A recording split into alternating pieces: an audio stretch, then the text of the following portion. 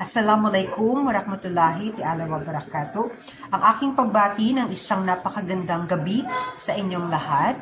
I am Ridan Hanova from Group 3, which will be discussing the lesson 10 of our discussion here in the Understanding the Self, which will be focusing on the material or economic self and the spiritual self. So, pag-uusapan namin yung dalawang sarili, the two selves for this discussion.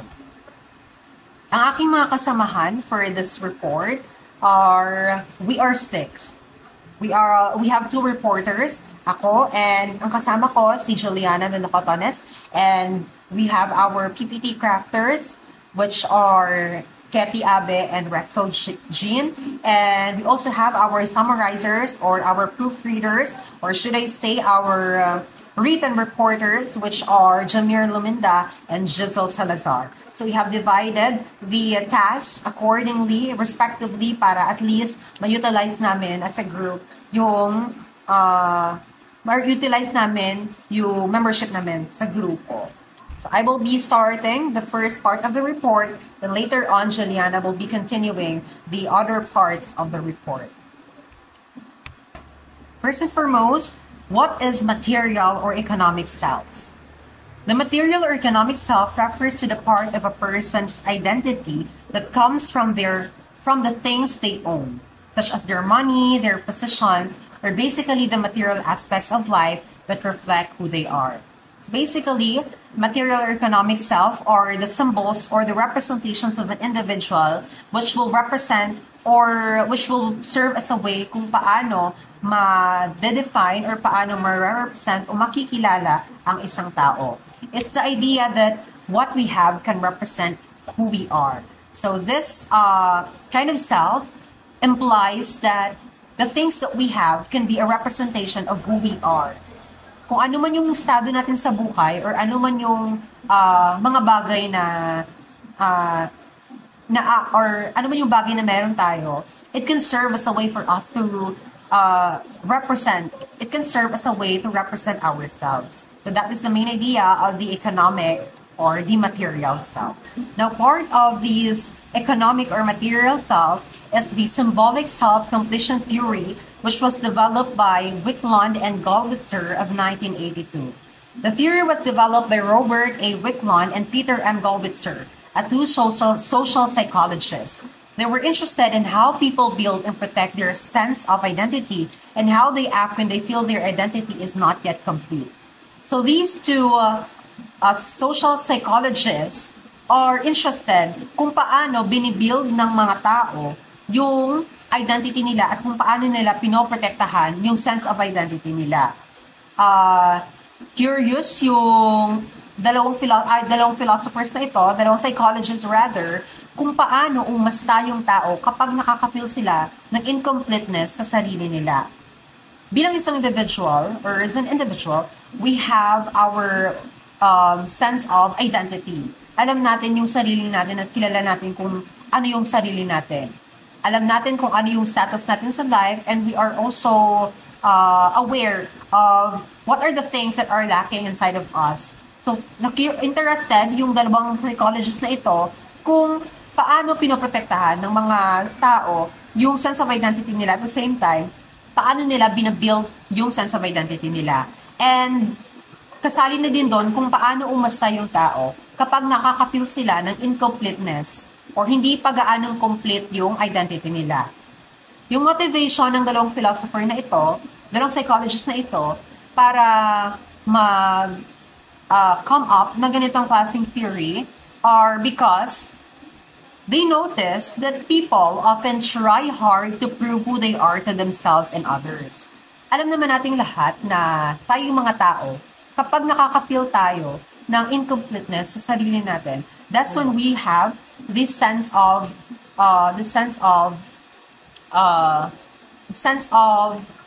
will or a drive for us to prove para na may mapatunayan sa sarili natin, hindi lang sa sarili natin, kundi pati sa ibang tao na we can do something. Kapag alam natin na may kakulangan sa atin, we have the will or the drive to do such thing para at least mapunan natin yung pagkukulang natin. And yun yung napansin ni Wicklund and Gollitzer why they come up with this kind of theory.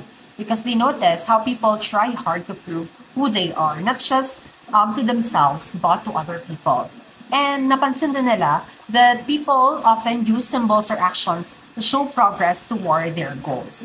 They often associate the things that they have, the material things that they have, para ma-express at masabi sa society kung anong klaseng tao sila. And that is evident. Alam naman natin lahat yun. For example, we can define or we can describe an individual just as looking as how they act, how they express themselves, and what are the status of their lives as of the moment. Kapag nakita natin na galante yung tao, we can define or we can describe kung anong klase siyang individual. Kapag nakita natin simpleng isang tao, we can conclude things and we can think na kung anong klaseng tao sila. Kasi people often associate symbols and actions enable for us to identify kung anong klaseng tao or kung ano yung progress ng buhay ng isang tao. And they wanted to explain why people seek visible designs like clothes, titles, or behaviors that represent their desired identity. Gusto ma-explain ng dalawang philosopher na ito bakit yung mga tao always nagsisik ng mga visible signs. Pag sinabi natin visible signs, these are the things na nakikita ng physical eyes natin. Na-observe natin, not just the physical eyes, but na-observe natin when we are interacting with other people. Bakit daw ina-associate ng mga tao yung mga visible signs na ito kung paano ma-describe or paano natin makikita or paano natin malalaman ng isang identity? When we see an individual, for example, when we see an individual who is wearing expensive clothes, that's when we conclude that that individual is often can be described as madedescribe natin siya as maybe mas mataas yung status sa buhay because of how she presents herself. And we also have the titles and behaviors.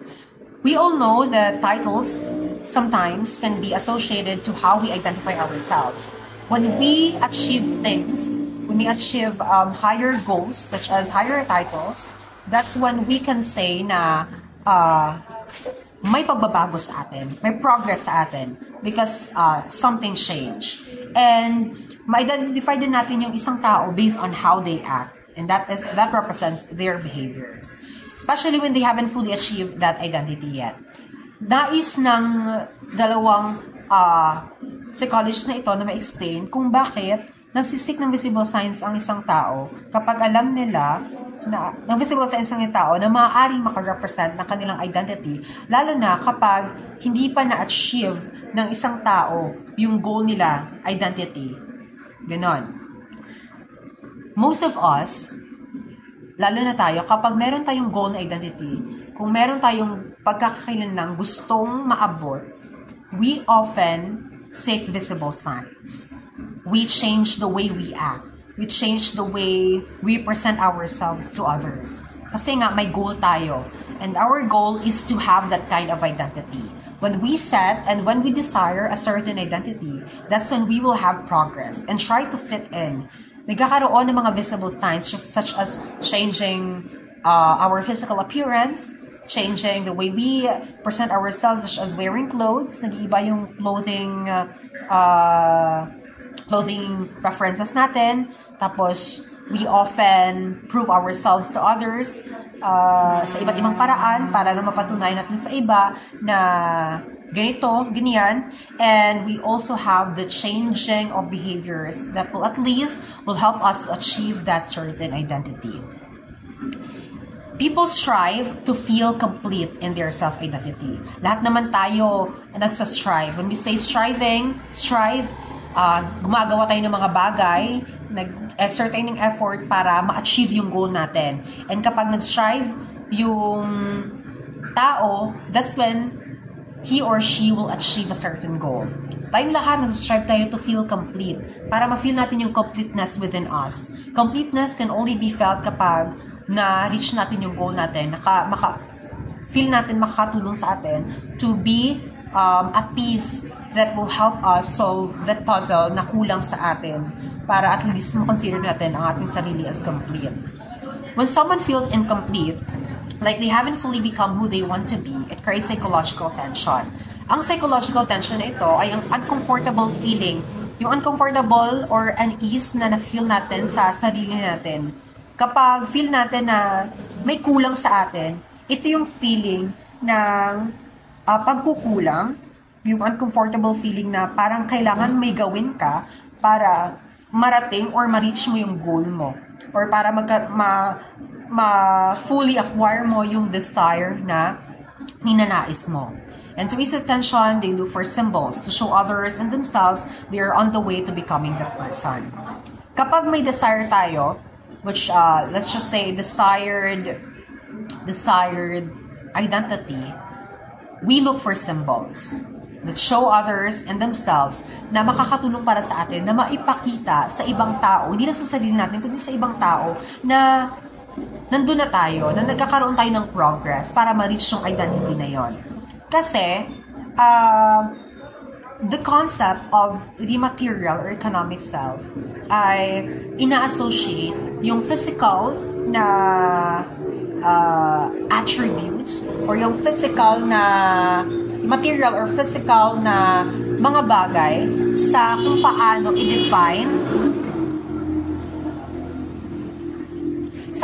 i-define ng isang tao ang sarili nila. So that's it. Ngayon, we have the symbols. We look for symbols so that it would help us to express, or let's just say, to let others know that we are on the progress of changing our identity and reaching that identity. What are those symbols? What are these symbols? Symbols are socially recognized signs of an identity. Things that others kapag nakita nila yung bagay na yun, or kapag napansin nila yung bagay na yon, nagkakaroon agad sila ng thought na ganyan kang klaseng tao. Because you are having that kind of things. That's it. And those things are called as symbols. They can be objects such as uniforms, tools, or clothing. Example, a lab coat or a badge. And it could be titles or roles such as teachers, manager, or an athlete. And it can also be behaviors, acting confident, giving advice, and using professional jargon. So basically, these are the things that will represent our identity. Ito yung mga bagay na pwede nating gamitin para at least malaman ng isang tao kung anong klaseng identity tayo. And these are called symbols.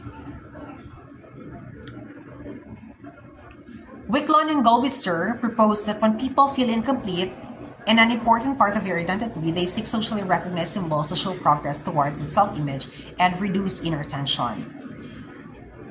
This theory implies that kapag yung tao nakaka-feel ng pagkukulang or nakakapag-feel ng yung pagkukulang sa sarili nila na hindi nila fully na-acquire yung identity na nais nila, that's when they look for symbols that will help them at least ease the tension that they have inside. Yung uncomfortable feelings sa sarili nila na makakatulong para sa kanila. Yung uncomfortable feelings sa sarili nila na nagbibigay ng feeling na mabother sila, na kailangan nilang mag-move, kailangan nilang i-change yung sarili nila in order for them to have that kind of identity. And they use symbols in order for them to acquire that identity at para at least ma-ease yung tension within themselves. Now, under this theory of symbolic or self-completion lies the emphasis on the three important concepts, which are the commitment to self-defining goals, the symbols of completeness, and social reality. These components work together to explain how people strive to present themselves as whole and capable being in society. Yung tatlong concept na ito, or yung components na ito, ay nag-work together collaboratively para ma-explain kung paano nagsistrive, kung ano yung mga actions na ginagawa ng tao para ma-present yung sarili nila na buo a whole self, or yung kompletong sarili, yung sarili na capable of doing things in the society. So that's it. First, we have the commitment to self-defining goals. Wait. Now, according to Kurt Lewin of 1930s, when a person sets a goal, it creates a kind of psychological tension, like an open mental loop that pushes the person to complete it. Para sa kanya, kapag yung tao nag-set ng goal, nagkakaroon ng psychological tension. As what I have mentioned earlier, psychological tension ay yung emotion or yung nafe-feel ng tao kapag may pagkukulang or kapag hindi pa nila na-reach yung goal nila. So, para kay Kurt Lewin, kapag nag-set tayo ng goal, that's when psychological tension exists. Like an open mental loop na nagpupush sa atin para ma-complete yung task or para ma-complete or para maabot yung goal na nais natin ma-reach. This tension stays active only as long as the person is mentally engaged or emotionally committed to the goal. Yung tension na ito ay nananatili lamang kapag active tayo, kapag nasa process tayo ng pag-reach ng goal na yon. Once the goal is achieved or abandoned, the tension disappears. Kapag na-reach na natin yung goal natin, dito na nawawala yung psychological tension. So basically, Kurt Lewin believes that when we set goal, psychological tension exists. And psychological tension exists only when we are having the progress of reaching or achieving that goal. Once we have achieved that goal, we have totally abandoned that goal, that's when psychological tension disappears. For example, if you're committed to finishing a painting, kapag gusto mong matapos or committed ka talaga na finish yung painting, you'll keep thinking about it until it's done. Isipin mo ito hanggang matapos ito. But if it's a random sketch you don't care about, you'll easily forget it. Kapag committed ka na ma-reach yung goal mo, which is mag-paint talaga or matapos yung painting, isip-isipin mo bago ka matulog hanggang sa hindi natatapos yung painting na yon, kung paano mo siya tatapusin at ano pa yung idadagdag mo para matapos yon. Pero when you are randomly sketching, kapag bigla na nag-come up sa mind mo na gusto mong gawin to, na parang random lang, na gusto mong mag-sketch, and wala kang pake kung ano man yung masa-sketch mo, yung madali mo lang siyang malilimutan. And it will lead you to something na maaaring hindi mo matapos yung sketch mo or what. Kasi you don't have the commitment. At hindi siya yung desire mo talaga na matapos. Hindi ka nagkaroon ng desirement or na kakaroon ng drive na matapos yung gusto mong gawin because it's random. However, on the other side, of Sienkinas of 1928, has this what we call resumption effect. Psychologist Maria of Sienkina expanded on Lewin's idea. So, in-expand niya yung idea ni Lewin.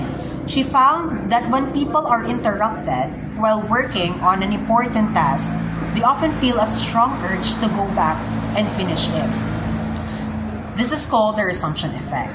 Kapag daw yung tao may ginagawang important task, importanteng bagay na kailangan tapusin, kapag na-interrupt yung task na ginagawa nila, let's just say may mga occurrences or mga hindrance na nag-occur na nag-serve as a way para ma-stop or maputol yung progress ng pagtapos ng task na yon, kapag importante ito sa tao or importante talagang matapos ito sa tao, nasa sa isip niya na kailangan niya tapusin ito, she or he will go back and finish it despite being interrupted.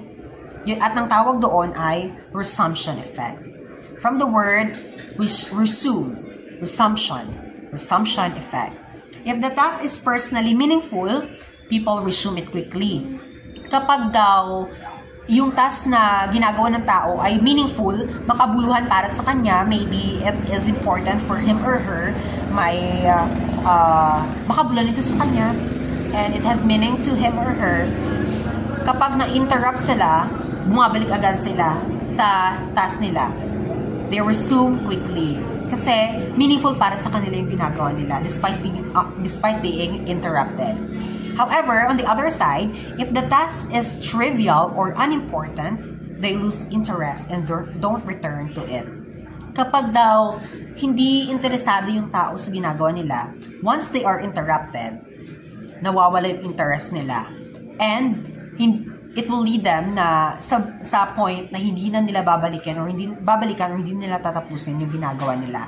So basically, even yan sa atin, if we love doing that kind of thing, even if we are interrupted, kapag may hindrance na hindi natin mapatuloy yung work na yon, kapag interesado tayo doon or meaningful yun sa atin, makakontribute yun sa atin, it has something to do to us, kukontinue talaga tayo. Babalikan natin yung work na yon at tatapusin. However, kapag hindi naman importante or hindi naman gaano makabuluhan yung bagay sa atin, if we are interrupted, naglilid ito para sa atin na hindi natapusin at hindi nabalikan pa yung nasimulan natin work. This shows that the more meaningful a goal is to our identity, the stronger our inner drive to complete it. Kapag mas meaningful yung goal para sa atin, para sa identity natin, kapag alam natin na makakatulong ito to build that identity that we have, nagkakaroon din tayo ng stronger inner drive na tapusin ito. So the stronger or the meaningful the work is, the higher it will become beneficial to us, the more we have the drive to complete it. The lower the contribution or the benefit to us, the lower the drive to complete the task. That's it.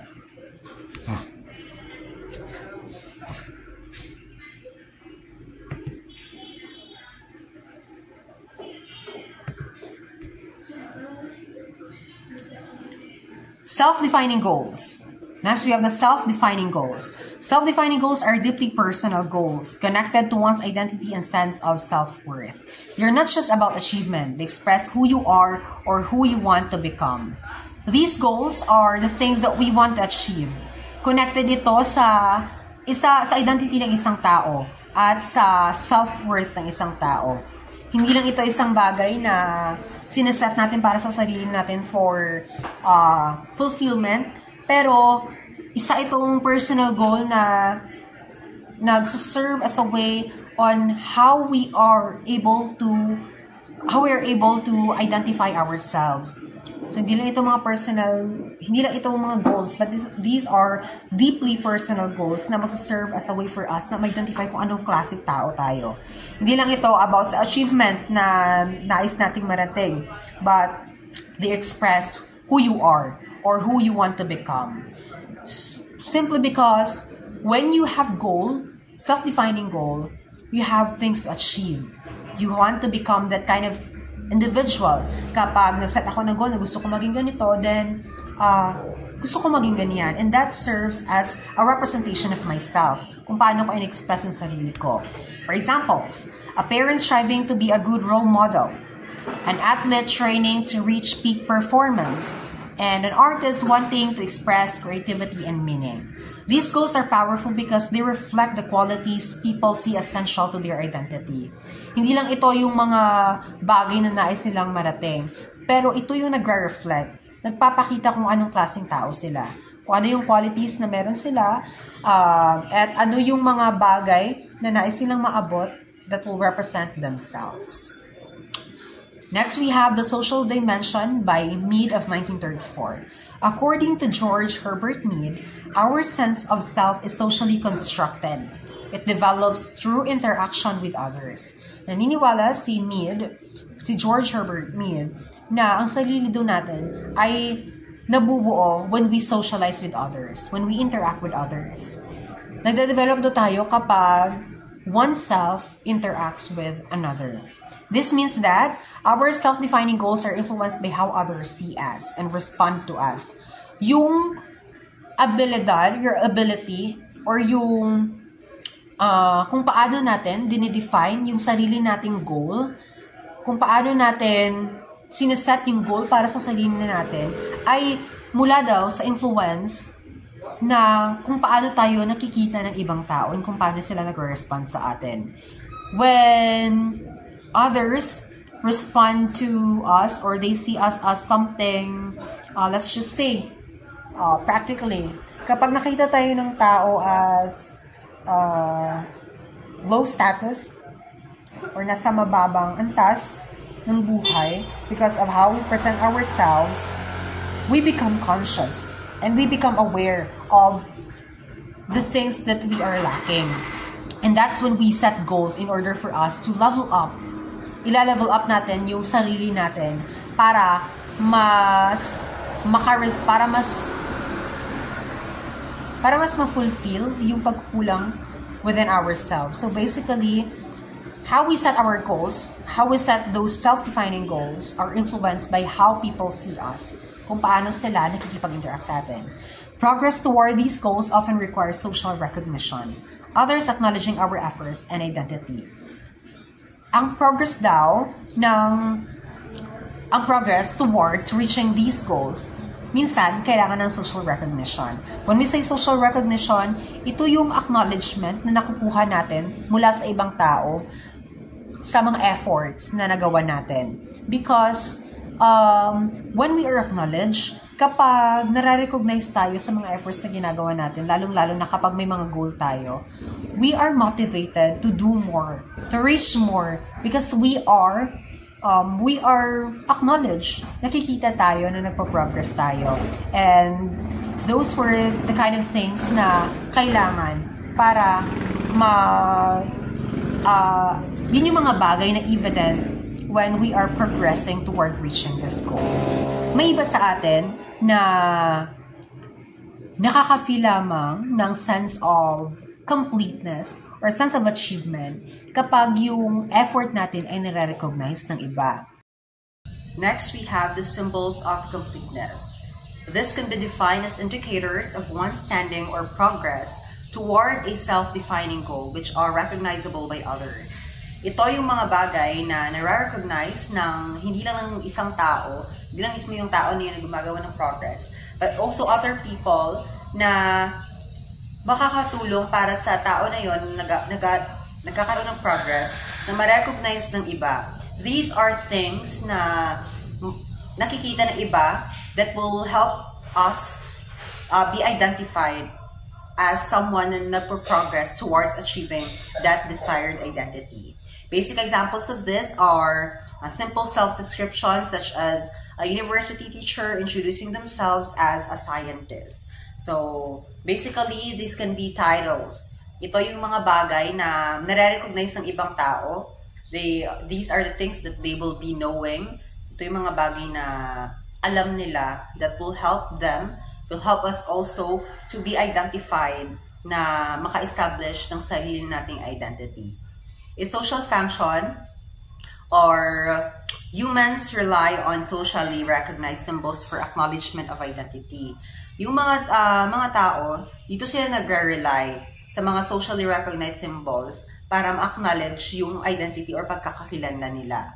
Many such symbols function as status symbols that signal one's self-definition. Ang iba, yung ibang symbols nagpa-function as status symbols. When you say status symbols, kung ano yung estado ng tao sa buhay, ano yung level ng kanilang life as of the moment na nagbibigay sa kanila ng pagkakakailanlan or definition of their lives. Examples of symbols are diplomas or degrees, recognized markers of education and competence. Diplomas or degrees are known to be the identification of one's competence. Kasi kapag may diploma ka, basically natapos mo yung education mo, and that means you are competent enough to be identified as a competent individual. And in addition to this, we also have the titles of official positions, yung mga titles such as vice president or professor, and also have memberships in exclusive or professional groups. Yung membership ng mga VIP or mga kilalang tao sa isang grupo. The purpose of these symbols are to give individuals a sense of completeness by showing social proof of their identity achievements. Basically, ang purpose ng mga symbols na ito ay mag-serve as a way para mapakita sa ibang tao, mapakita ng isang tao sa ibang tao sa kapwa niya na they are progressing, they are achieving, and there is something with them. Ito yung tutulong sa kanila para ma-identify na they are achieving such things. Just like, for example, the diplomas. Kapag may diploma ka, kahit hindi mo sabihin sa ibang tao na you achieve this kind of thing, when they know that you have the diploma, then basically you have those characteristics kasi nakita or alam nila na may diploma ka, and diploma just represents competence. Even if you will not say you are competent enough, the diploma will speak for itself. Now, under the symbols, we have categories. We have 3 categories of symbols, which include background and training, position and status, and performance and action. For background and training, these are based on education or experience of a person. Example, graduated, having diplomas. Next, we have the position or status. This includes the base, or these are based on roles that further one's identity. Example, holding a title or job position. So, yung mga bagay na hindi siya physically nakikita, but can be identified once known. So, yun. Next, we have the performance or the action based on active engagement in identity-relevant behavior. Example, performing as a musician or practicing as a lawyer. So, these kind of symbols are based on the performance or the action of the person in their everyday lives. Now, the outcome of having the symbols, recognition of the symbols by other affirms that the individual possesses or is progressing towards their self-definition. Having the symbols will help a certain individual be identified as a progressive individual na nagpo-progress sila towards achieving that certain goal or towards achieving that self-definition that they want to achieve. So kapag may mga symbols tayo na katulad na ganito, even if we will not speak for a certain characteristic to be known, even if we will not let others to identify that kind of thing, others will still know na you have those kind of attributes or characteristics because of these symbols that you have. The symbols will speak for itself. Next concept under this is the social reality. Now, what is social reality? Social reality means that something becomes real. Ang isang bagay ay nagiging totoo or meaningful kapag nare-recognize lamang ito ng ibang tao. It's not just about what you do, but it's about others acknowledging it. That acknowledgement turns your action or symbol into something that matters socially. Kapag yung mga bagay na ginagawa natin, yung mga bagay na ginagawa natin, nagiging meaningful lamang siya kapag napapansin ng ibang tao. If others don't see it, hindi natin na-feel yung sense of completeness kasi others don't recognize it. That's the idea under social reality. Now, according to the study of Mahler in 1933, yung mga tao gumagawa ng substitute tasks para ma-reduce yung tension. When we say substitute tasks, these are the things na makakatulong para sa kanila to ease that feeling of uncomfortableness or yung uncomfortable feeling kapag feel nila may kulang sa kanila. Kaya sila gumagawa ng substitute tasks. A kind of side task to feel better after failure. So kapag nag-fail, gagawa sila ng mga bagay na at least mais yung disappointment nila within themselves. Itong tension na itong activity of reducing the tension, it only work kapag napansin ng ibang tao yung ginawa mo. So the study of Mahler indicates or implies that one's achievement can only be meaningful if it is recognized by others. Naniniwala si Mahler, or based sa study ni Mahler, kapag hindi napansin ng ibang tao yung ginawa ko, even if feel ko I succeed, I achieve that kind of thing, if hindi siya napansin ng ibang tao, hindi siya nagiging meaningful. If no one knew the task didn't help, it had no social meaning. So, walang meaning para sa society ang bagay na ginawa ng isang tao kapag hindi siya napansin ng iba. The sense of accomplishment only felt real when it was acknowledged by others. That acknowledgement made the action a social reality, something that defines and comforts the self. Now, on the other hand, we have the study of Cooley, or the theory of Cooley, which is the looking glass self. We have discussed this already on our previous discussions, wherein in the looking glass self, we form our self-image based on how we think others see us. Tayo, mga tao, yung pagkaka-define natin sa sarili natin ay nakabase kung paano natin isipin or kung paano natin, let's just say, nakabase yung identity natin or yung image natin sa pag-iisip natin kung paano tayo dinidefine ng ibang tao. So kung para sa atin, feel ko, for example, feel ko yung pagkakailala nila sa akin kasi ganito ako. So, yung self-image na nabibuild mo para sa sarili mo, hindi siya mismo nanggagaling sa'yo, kundi nanggagaling siya sa ibang tao, sa perspective mo, na sa pag-iisip mo na baka ganyan yung identification ng ibang tao sa iyo. Our self-definitions depend on the recognition and feedback of others. Yung definition natin sa sarili natin ay nakadepend siya sa kung ano yung nakikita ng ibang tao sa atin at ano yung mga nasasabi nila sa atin. So kung sinasabi nilang parang ang taba mo, parang ang payat mo, then that's when we define ourselves too because of what we've heard from others. That's on the theory of Cooley, which is the looking glass self. Without others seeing and acknowledging us, our sense of self can fade or change. So kung hindi tayo nagkakaroon ng pagkakataon na makita ng ibang tao at ma-acknowledge ng ibang tao yung pinoposes natin, nawawala yung sense of self natin and maaari itong mawala. So who we are is socially constructed based kay Cooley. We exist as social beings through others' eye. Para sa kanya, yung society ang nagko-construct sa atin. Yung kung paano natin i-define yung sarili natin nakabase sa kung paano tayo makita ng ibang tao. Nag-i-exist tayo because of other people's judgments, other people's perspective, or nakabase sa mata ng ibang tao. In simple terms, social reality means something becomes real when others recognize it. Our sense of achievement and identity depends on that shared acknowledgement. Social reality implies that the thing can only be achieved, the thing can only be meaningful if others recognize it. Without the recognition of others, things are meaningless.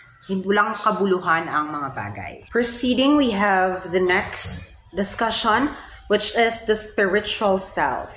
Now, under the spiritual self, we will be defining the religion, spirituality, and its relation to one another. What is religion? Religion is an organized system of beliefs and ideas about the spiritual or supernatural. From the word organized system, these are the things na nag-e-exist, yung mga beliefs or ideas kung saan na-construct na siya by the individuals who are in that religion. These are system because it functions as a thing na maaring makapag-control sa kung sino man ang na-involved sa specific religion na yon. On the other hand, we have spirituality. Also relates to the divine or supernatural but is individual and personal. Involves the search for meaning, purpose, and direction of life. For the spirituality, it also deals with the divine or higher meaning. But masyado siyang mas personal siya and mas evident siya sa isang tao or sa individual lamang. It's about your own journey. Tungkol ito sa buhay mo, wherein you are finding your purpose, hinahanap mo yung dahilan, yung kapayapaan, and yung connection sa ibang tao, not necessarily tied to any religion. Kahit pa walang religion, spirituality could still exist because it's individuality. Nasa sarili mo yan siya. You can be spiritual without being religious. Take note of that one. Example of spirituality is meditating, reflecting on your purpose, feeling connected to nature or humanity. Now, what are the relations of these two? They are connected but different. Religion gives structure and shared beliefs. Yung religion, nagbibigay ng structure sa isang society. Nagbibigay ito ng belief, ng mga, let's just say, nagbibigay ito ng mga idea sa mga bahagi ng religion na yon. What things should be followed, what things should be avoided. Ganyan. Well, spirituality goes deeper into your personal experience and inner life. Religion can be evident when others follow a certain belief in a certain religion. Well, spirituality goes deeper into your personal experience and inner life. Tungkol ito sa buhay mo, sa kung ano yung meron ka and how you reflect on the things happening in your life. So it is deep. Malalim siya. In simple idea, religion is the path while spirituality is the journey with it. Kung religion, yung daanan na susundin mo, yung spirituality ay kung ano yung ginawa mo, ano yung mga bagay na napagnilayan mo throughout the journey as you follow the path. So that's it. Now we have religion and its role in society. Religion plays a big part in how people understand life, behave, and connect with one another. It's not just about beliefs. It also shapes culture, values, and community life. We can't deny the fact that religion really plays how people see the world, how people act, or interact with one another because of the shared belief that they have, because of the things that restrict them from doing such wrong behavior. Now we have the different roles of religion in a society. First, it explains the unknown. Religion gives answers to questions, science or logic that can't fully explain, like the origin of life, why we exist, or what happens after death. Yung mga bagay na hindi nasasagot ng science. Ito yung mga bagay na it goes beyond scientific explanations, like the origin of life, kung saan tayo nanggaling, bakit tayo nag-i-exist, at kung ano yung nangyayari sa atin pagkatapos natin mamatay.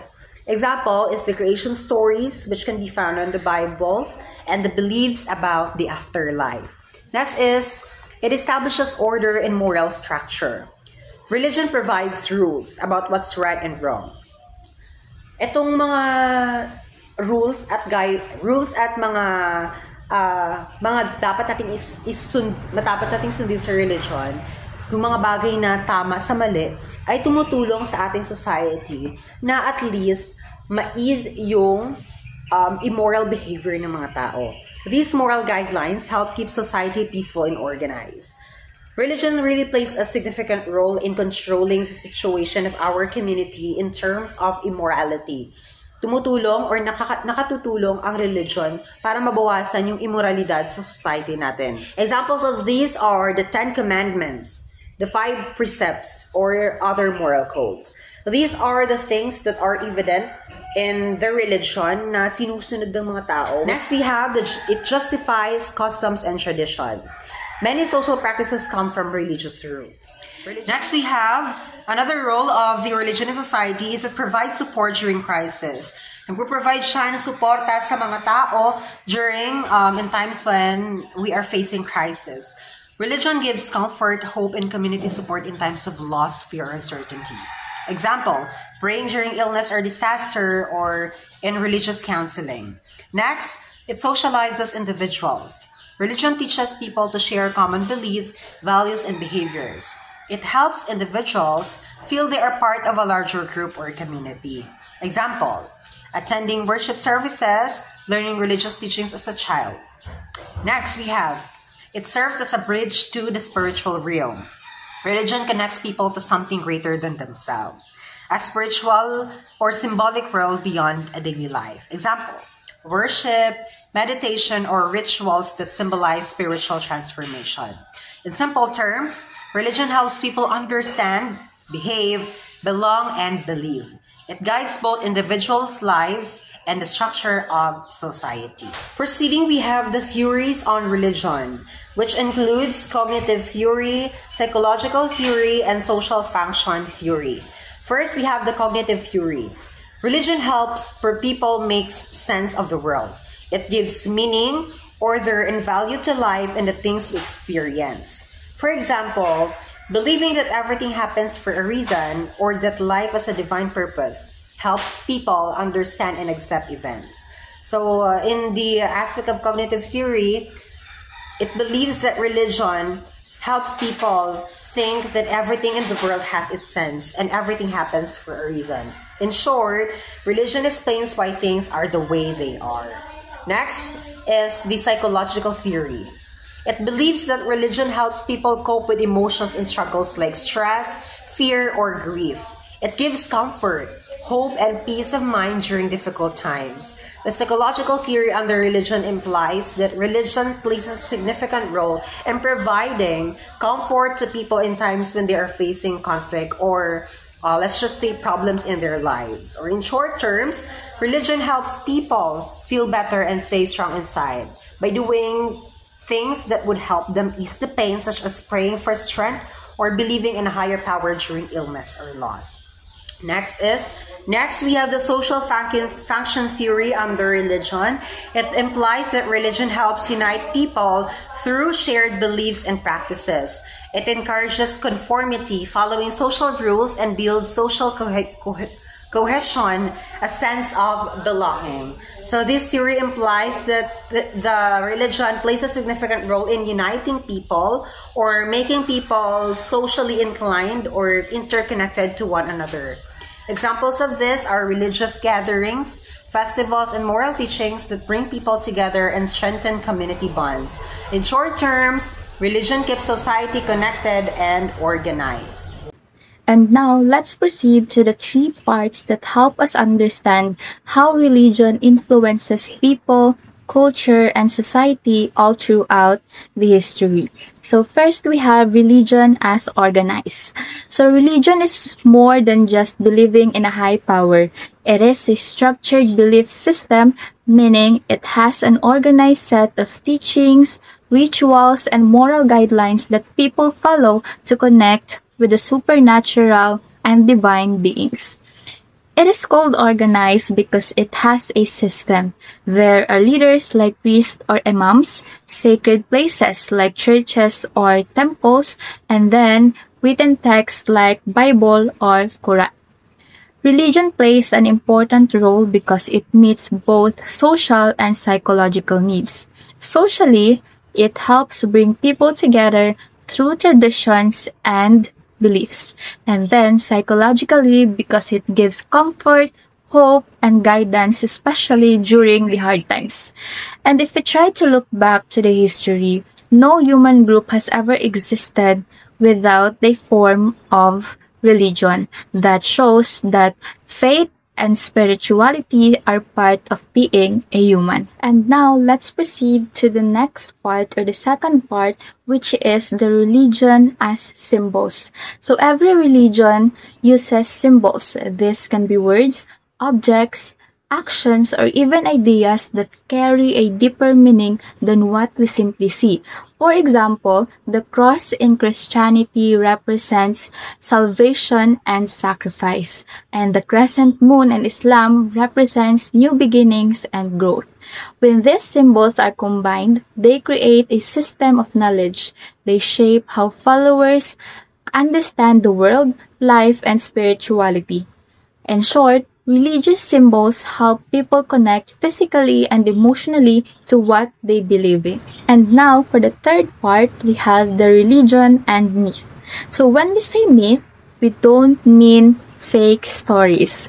In religion, myths are sacred stories that explain creation, the divine, and the human origins. They are seen as real and meaningful within a culture because they reflect on people's beliefs, values, and worldview. So we have here the 4 functions of myths. Number 1, they explain humanity and life, like why people exist or why there is death and illness. The second one is they give moral guidance, like teaching right and wrong. And the number 3, they transmit culture. They pass it down through stories, chants, or even written text. And the last one, they shape a society's worldview, like how people understand life, the universe, and the divine. Now we have the worldview in our religion. When we say worldview, it is the set of shared ideas and beliefs that a culture holds about the nature of reality, life, and the universe. It's how people in a society see and understand the world around them. So this is a shared belief or ideas in a certain culture, in a certain religion. For example, is for the Judeo-Christian traditions, the world is seen as created by one God, with humans as caretakers. However, in Navajo or Dani traditions, the world is viewed as a living, interconnected system where harmony with nature is key. In short term, a worldview is like a culture's lens. It shapes how people think, act, and find meaning. Now we have functions of religion and spirituality. Religion and spirituality serve important psychological, moral, and cultural roles in human life, as what we have mentioned earlier. First, it reduces anxiety and offer comfort. We explain the unknown, such as death, suffering, or fate. Believing in higher power, or purpose gives people hope and peace during hard times. We can do this by praying or having our faith strengthened, and it helps people cope with loss or fear. And it also establishes moral codes. They provide rules about right and wrong, guiding how people behave, kung paano umusta dapat yung tao, and how they should act in a society. These moral systems promote social harmony and ethical living. Tutulungan nito na ang tao ay mag-guide sa kung paano dapat mamuhay ng payapa and ethical, considering the right and wrongdoings in a certain society. Example of this is do unto others as you would have them do unto you. It's a famous line coming from the religious or sacred text that has been one of the most guiding principle in today's world. Next is it reinforce oral traditions and cultural learning. Rituals, stories, and ceremonies help preserve cultural values and pass them to future generations. Examples of this are storytelling, the festivals that we have we are celebrating, and sacred rituals that teach respect, gratitude, or courage. In simple terms, a worldview is how culture understands reality. Religion and spirituality help people make sense of life, live morally, and keep their traditions alive. Now we have here the data which represents the different religions that we have. Wherein we can see here we have the Buddhism and its population, other religions, the traditional religions. We have here Hinduism, from Islam, different sectors under Islamic religion. The Christianity, it includes Catholic, Protestants, Eastern Orthodox, Pentecostal, and etc. We also have here the non-religious sectors and indigenous sectors. It includes African and traditional diasporic. Proceeding, we have the rituals in a religion. Rituals or ritu, actions performed repeatedly to express belief or mark significance. These are things that are evident in a certain religion wherein ito yung mga bagay na ginagawa para i-express yung belief or yung kahalagahan ng isang paniniwala. So these are practiced in times when it's appropriate to be practiced. Let's just say, yung mga bagay na ginagawa natin to show respect sa mga paniniwala natin. We have two types of rituals. We have the calendric rituals and the crisis rituals. Yung calendric rituals, these are predicted, let's just say predicted rituals. Nangyayari ito during festivals or holidays. Ito yung mga paniniwala or mga rituals na ginagawa natin na nakaset na siya sa calendar at nakaschedule na siya na dapat natin gawin for that certain time. On the other hand, we have the crisis rituals which are performed in times of emergency or need. So itong mga crisis rituals na ito ay hindi natin siya ina-expect na mangyayari but ginagawa natin siya kasi kailangan siya during those times. Whether it be during the crisis or in times when we are losing our hopes. Next, we have the religion's rites of passage. We have different passages in religion. The rites of separation, rites of transition, rites of incorporation, and rites of intensification. These rites of passage are rituals. These are rituals that mark a person's transition from one stage of life or status to another, like birth, puberty, marriage, or death. So these are evident, for example, during may binibinyagan or may namamatay or the things that we are doing, the rituals that we are doing in order for us to fully accept the transition of an individual from one status to another or from one point of life to another. They help individuals and communities adapt to change and recognize new identities. First, we have the rise of separation. The person is separated from their old group or goal. Example, leaving home before marriage or a student's graduation ceremony. Next, we have the rise of transition or the liminal stage. The person is in between, no longer in the old role, not yet in the new one. Example, engagement period before marriage. Initiation training. So those are the examples. Next, the rise of incorporation. The person returns to society with a new status or identity. For example, wedding ceremony, ordination, or welcoming a newborn. And we have the rise of intensification. These are performed during times of crisis or community stress, like war, disaster, or death. They help unite people, reduce fear, and renew group strength. Example of this are memorial services, national prayers, or community rebuilding rituals. In simple terms, rituals are repeated symbolic actions expressing belief or marking time events. Rites of passage are rituals marking life changes, while rites of intensification, These are rituals that strengthen community in hard times. Now, we have 7 ways on how we are going to improve our spiritual health. Spiritual wellness is a deeply personal aspect of overall well-being and is one of the 8 dimensions of wellness. We have different dimensions of wellness, and one of those is the spiritual health. And spiritual wellness is deeply personal. It can't be seen by a naked eye. Therefore, it is deep. It involves living a life of meaning, purpose, and harmony, both within oneself and in relations with others. Improving spiritual health means aligning one's values, beliefs, and sense of purpose. When we have actually aligned our beliefs, when we have actually aligned our spiritual health with the values that we have, the beliefs that we have, and the sense of purpose, then we can say that we are improving our spiritual health. There is no single method. Individuals must find techniques that work best for them, whether physical, mental, or emotional in nature. So there is no specific ways on how we are going to improve our spiritual health. It is different in different individuals. It varies in different individuals. Therefore, we must try different things on how we are going to improve our spiritual health. Now, we have 7 ways here on how we are going to improve our spiritual health. First, explore your spiritual core. Reflect on who you are, your purpose, and what you value most. Ask yourself questions like, who am I? What is my purpose and what do I value?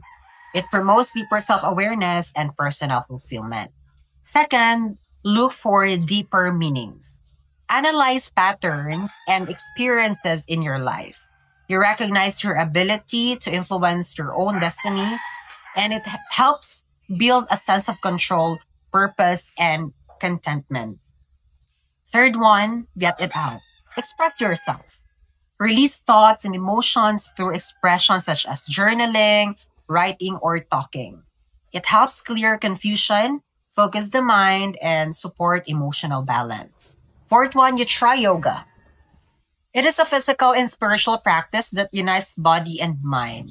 Benefit includes stress reduction, immune boost, lower blood pressure, and relief from anxiety, depression, fatigue, and insomnia.